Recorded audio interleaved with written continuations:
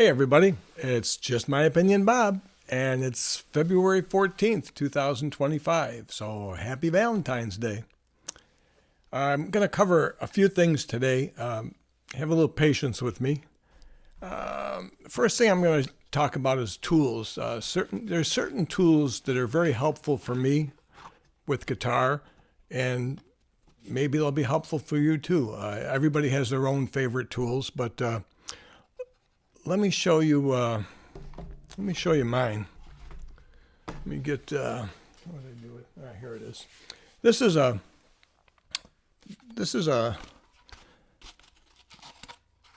caliper. This is a Starlet caliper. Very, very precision. This is the best of the best. There's no finer tools made than these. This particular caliper was $500, and it's very precise. It measures in decimals. It measures in decimal points, so it's not fractions. So in other words, if you're measuring, somebody asked me about the width of the nut on a guitar, the thickness of the neck, and this is what I use as a caliper. And so when the reading will be like 1.750, which is 1 3/4 if you convert the decimal.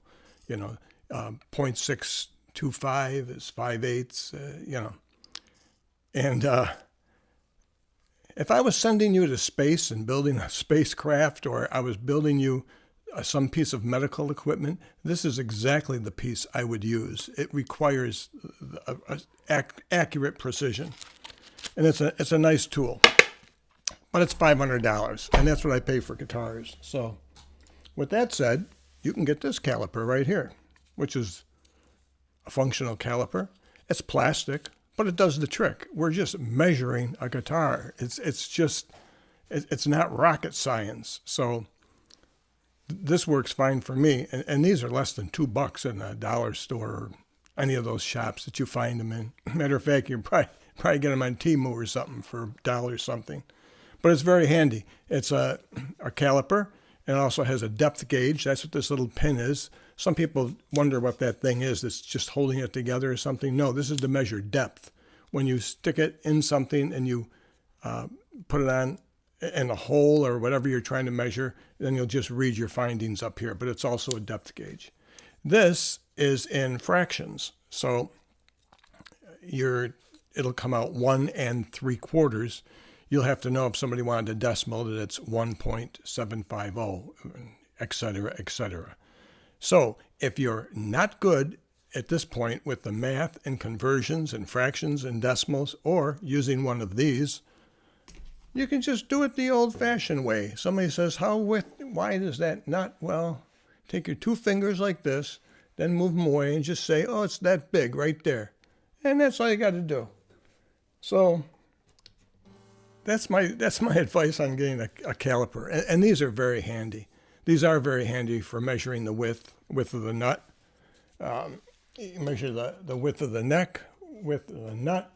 You can measure the thickness of the neck. It's great. And I also use this. Somebody else asked me about strap buttons. Sometimes you get a guitar and it won't have a strap button on it, and people get discouraged. But yet other people don't want the strap button on it. So it's your call. So I'm going to tell you what I do.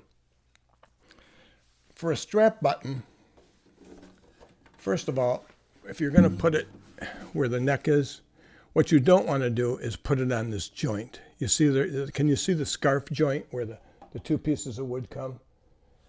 This is put in the proper place. You don't want to put it where the 2 pieces come together.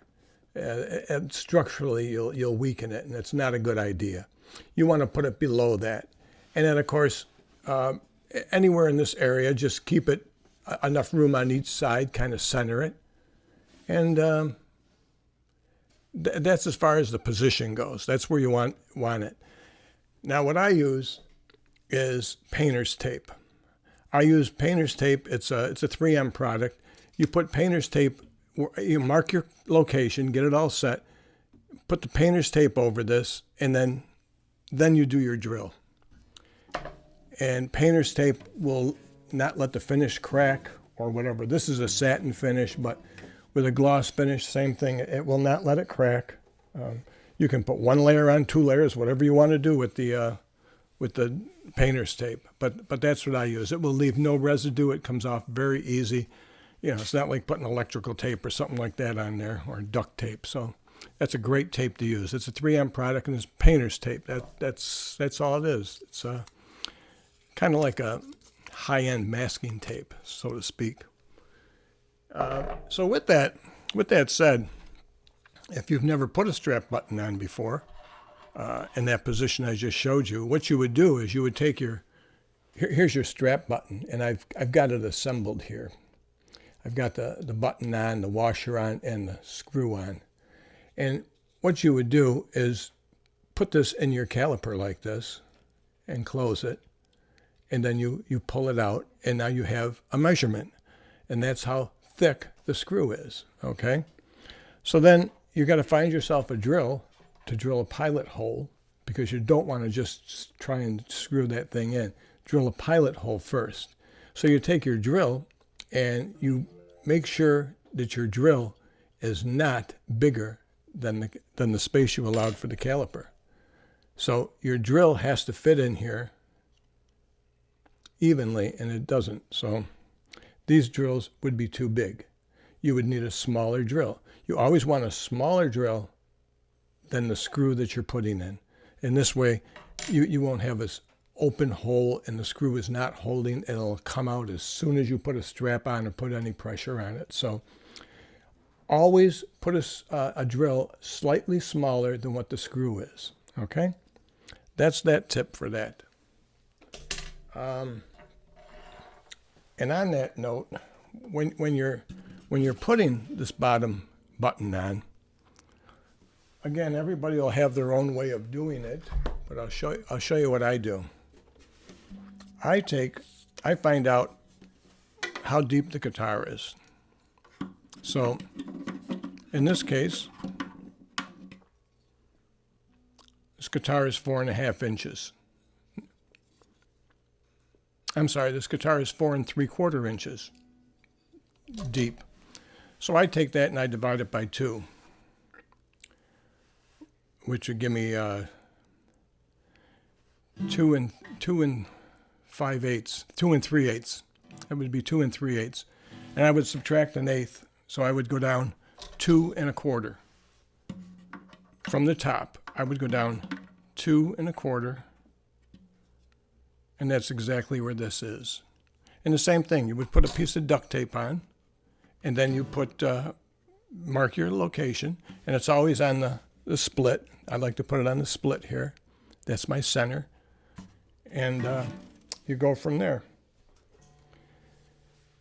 With what I do is this. Here's the screw. And here's the drill I'm going to use. So I would I'd put it up to the washer and find out how deep that screw is to the drill. And I will put a piece of tape right on this. I put a little piece of tape on this, blue tape, the masking tape, painter's tape, whatever you want to do. And then I drill the hole. So this way I'm only going in as deep as that screw is. You don't want to drill the whole thing in there and make this big hole. You just want to go the length of the screw. And for me, that's the best way to do it. That's how I always learned to do it. Match it up, put a piece of tape on to mark it. Or you can, if you have some way of marking the drill, everybody has their own little trick, but that's mine. So that's that for that. What else did I want to show you? I have a new guitar that came. I wanted to show it to you. It's not exactly what I was expecting, but it's pretty nice. This is a Peavey guitar, and it's a satin finish, satin neck. It's very nice. It's got a dual truss rod in it. The bridge and nut appear to be bone, but I don't know for sure. It wasn't advertised as bone, but boy, it sure looks like it. And the pins don't appear to be plastic, but maybe they are. I mean, it didn't say bone, so But anyhow, it's a solid top, solid Sitka spruce top. It's a mahogany back and sides, laminated back and side. But the top, it's kind of like that video I did the other day. This top is extremely thin. So I measured it with the calipers, my $2 calipers, and I found out that the top is just 2 millimeters thick. So I don't know if this is a current trend now or what, but 2 millimeters. That's why this thing is probably so loud. I don't know how it'll come across on the iPad, but I can tell you here it's pretty loud.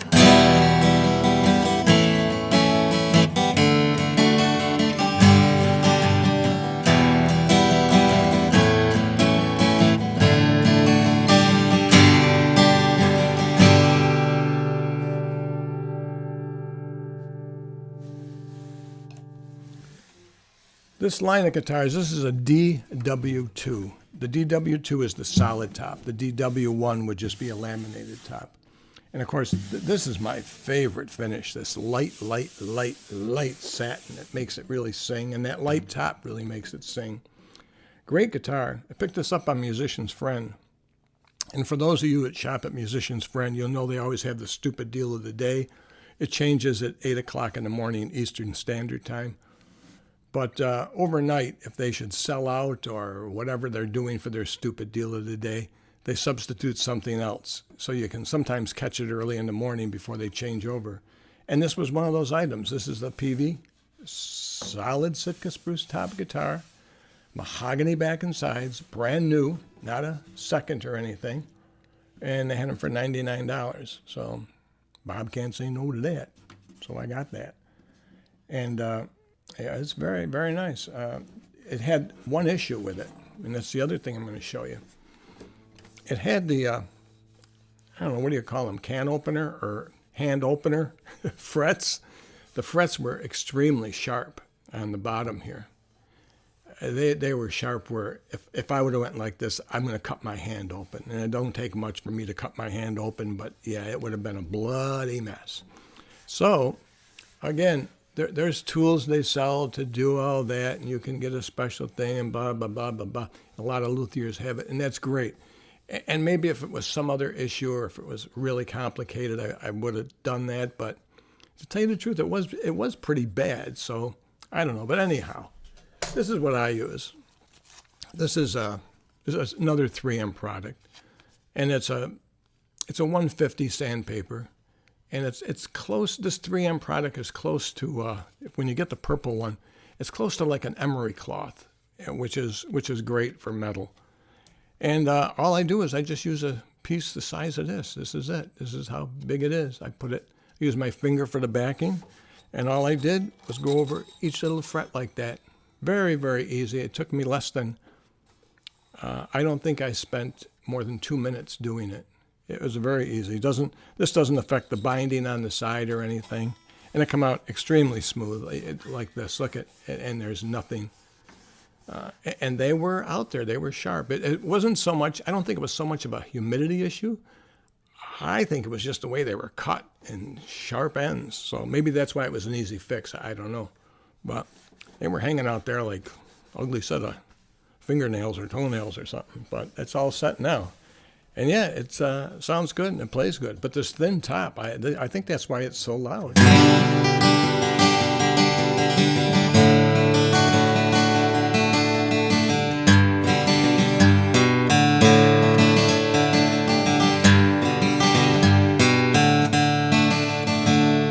Yeah.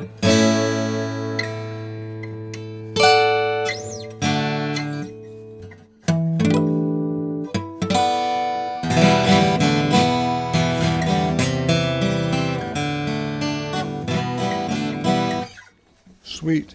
So it was a deal. So it's the first time I've ever had a Peavey guitar. And the reason I got this was because when I was looking at the specs online, it said it was made in the Czech Republic. So I thought, pretty interesting. I never had one from the Czech Republic. But when I got it, I see now that it's made in China. So they call this the the new version or whatever, or the updated version. Well, the only thing updated about it is they made it in China. It's still a rosewood fretboard,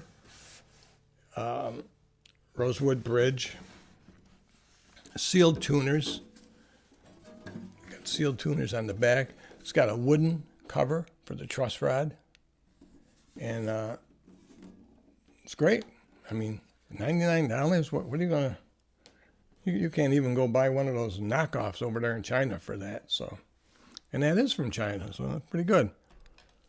What else did I want to cover today? I think that was all I wanted to bore you with. So, once again, happy Valentine's Day, and let me know in the comments what you think. Talk to you later.